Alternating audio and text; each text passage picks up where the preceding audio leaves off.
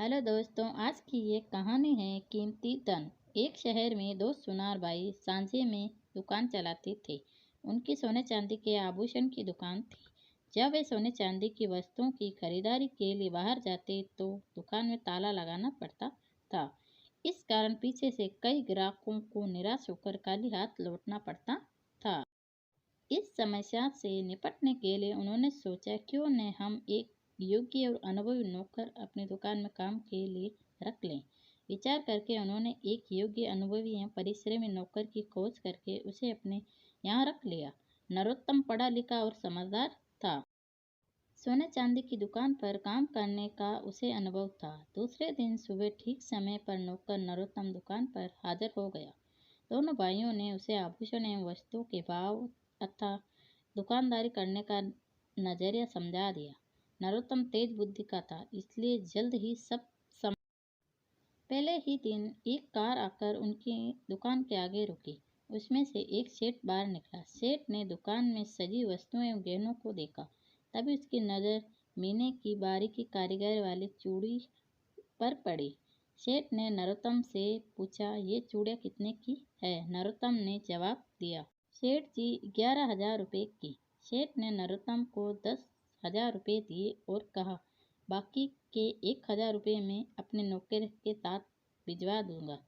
जल्दबाजी में भूल गया नरोत्तम ने 10,000 रुपये गिने और कहा, ठीक है, भिजवा दीजिए। जैसे ही सेठ कार में बैठकर रवाना हुआ, दोनों भाइयों नरोत्तम पर चिल्लाने लगे। दुकान में पहला दिन, पहला ग्राहक और 1,000 रुपये का उधार कौन चुकाएगा? सेठ का बकाया धन। तभी नरोत्तम मुस्कुराया और कहने लगा, सेठ जी चुकाएंगे अपना बकाया धन।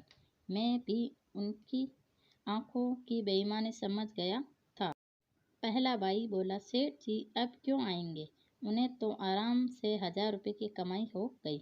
दुकान पर वस्तुएं बेचते बेचते हमारे बाल सफ़ेद हो गए। ऐसे ग्राहक बस धोखा देने ही आते हैं। मैं ये रकम तुम्हारी तनख्वाह में से काटूंगा। नरोत्तम बोला, आप काट लीजिएगा, पर सेठ जी जरूर आएंगे। मेरा दावा उन्हें खींचकर वापस दुकान पर लाएगा। और वे भी 1,000 रुपये सही समझे।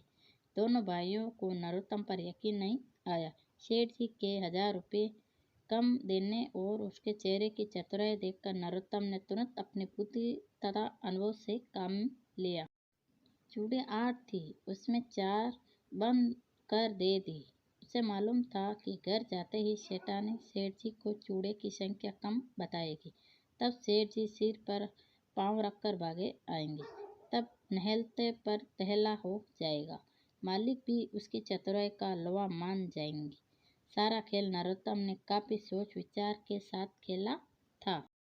तभी नरोत्तम सोच ही रहा था कि सेठ का नौकर आया। नरोत्तम का अनुमान सही निकला। नौकर ने 1,000 रुपये नरोत्तम को दिए। नरोत्तम रुपये लेकर नौकर से बोला, माफ़ी चाहता हूँ, जल्दबाजी में भूल गई हो। फिर उसने शेष बची 4 चूड़ियाँ दे दी। नरोत्तम ने नौकर से कहा, सेठ जी को ये कह देना मैं पूरी चूड़ियाँ बांध न सका। नौकर चला गया। तभी दोनों भाई एक साथ बोले, वाह नरोत्तम, तेरे अनुभव की तो दाद देनी पड़ेगी। हमें जैसे व्यक्ति की तलाश थी वो तुम ही हो। नरोत्तम मन ही मन खुश होने लगा। उसने तुरंत कहा, मालिक जानते हैं दुनिया में सबसे कीमती धन क्या है?